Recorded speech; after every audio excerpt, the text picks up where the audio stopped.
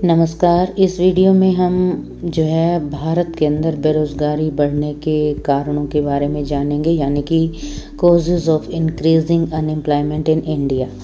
तो इसमें सबसे पहला आता है कि स्लो इकोनॉमिक ग्रोथ, यानी कि धीमा आर्थिक विकास। भारत देश की जो अर्थव्यवस्था है उसका आर्थिक विकास वो एक बहुत ही धीमी गति से हो रहा है, क्योंकि भारत देश की जो अर्थव्यवस्था है वो अर्ध विकसित यानी कि विकासशील भी कह सकते हैं। और इसलिए बढ़ती हुई जनसंख्या के लिए जो धीमा आर्थिक विकास है वो रोज़गार के ज़्यादा अवसर प्रदान नहीं कर पाता, क्योंकि रोज़गार की तुलना में श्रम की सप्लाई वो ज़्यादा हो रही है। नेक्स्ट है रैपिड ग्रोथ ऑफ पॉपुलेशन, यानी कि जनसंख्या में तीव्र वृद्धि। भारत देश के अंदर जनसंख्या में लगातार निरंतर कंटिन्यूस वो वृद्धि सदा से ही एक गंभीर समस्या बनी हुई है, और जनसंख्या में अधिक वृद्धि बेरोजगारी का एक मुख्य कारण है। इस वजह से 9 पंचवर्षीय योजनाओं के समाप्त हो जाने के बाद भी बेरोजगारी की संख्या घटी नहीं, बल्कि ज्यों की त्यों और इससे भी ज़्यादा बढ़ ही रही है। उसके बाद आता है कि कृषि वो एक मौसमी व्यवसाय है, यानी कि एग्रीकल्चर और सीजनल ऑक्यूपेशन। कि कृषि हमारे देश के अंदर एक अल्प विकसित यानी कि ज़्यादा विकसित नहीं है, क्लासिकल है आज भी, और एक मौसमी काम धंधा देने वाला व्यवसाय है। क्योंकि इसमें क्या होता है कि साल के कुछ महीने किसान को वो खाली बैठना पड़ता है, और इसके अंदर वो अदृश्य यानी कि छिपी हुई बेरोजगारी भी काफ़ी हद तक पाई जाती है। तो इस वजह से भी बेरोजगारी वो कम नहीं हो रही। उसके बाद आता है सिंचाई सुविधाओं की कमी, यानी कि लेक ऑफ इरिगेशन फैसिलिटीज़।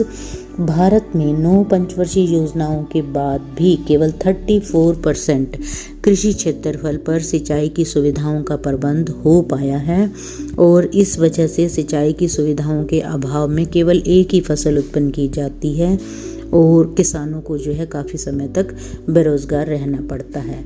संयुक्त परिवार प्रणाली, यानी कि जॉइंट फैमिली सिस्टम। भारत के अंदर क्या है कि संयुक्त परिवार प्रणाली वो अदृश्य बेरोज़गारी को बढ़ावा देती है। बड़े बड़े घरों में क्या होता है, जिनके अच्छे काम धंधे हैं वो खुद काम नहीं करते, वो अपने जीवन निर्वाह के लिए संयुक्त आय पर ही निर्भर रहते हैं।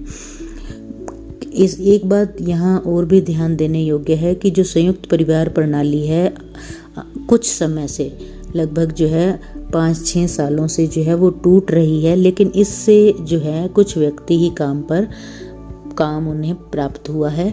अधिकतर लोग अभी भी रोजगार की तलाश में भटक ही रहे हैं। नेक्स्ट है कुटीर और लघु उद्योगों का पतन, यानी कि decline of quarters and small industries. अंग्रेजों ने औद्योगिक विकास के संबंध में ये नीति अपनाई थी कि लघु और कुटीर उद्योगों में काम करने वाले जो कारीगर थे उनको बहुत धक्का पहुंचा था उस समय, क्योंकि उन्हें काम नहीं करने दिया जाता था। लघु और कुटीर उद्योग धंधों में वो जो उत्पादन करते थे उसका बड़े पैमाने पर बड़े पैमाने के उद्योगों में वो पैदा करने शुरू कर दिए गए थे। तो इस वजह से कारीगरों को बेरोजगारी का सामना करना पड़ा, और स्वतंत्रता प्राप्ति के पश्चात कुछ हद तक इन उद्योगों को उन्नत करने का प्रयास किया गया है, लेकिन ग्रामीण क्षेत्र में अभी भी इस तरह की बेरोजगारी देखने को मिलती ही है। नेक्स्ट है लो सेविंग एंड इन्वेस्टमेंट, यानी कि कम बचत और निवेश। हमारे देश में पूंजी की कमी है, और जो पूंजी है उसका सही तरह से इन्वेस्टमेंट नहीं हो पाता, और जो इन्वेस्टमेंट है वो सेविंग पर भी निर्भर करता है, और जो कि सेविंग भी कम है। तो इसलिए बचत और निवेश में कमी होने के कारण श्रमिकों को रोज़गार के ज़्यादा अवसर उपलब्ध नहीं करवाए जा सकते। 8th पॉइंट है हमारा मोबिलिटी ऑफ लेबर, यानी कि श्रमिकों की गतिशीलता वो भी भारत के अंदर काफ़ी कम है।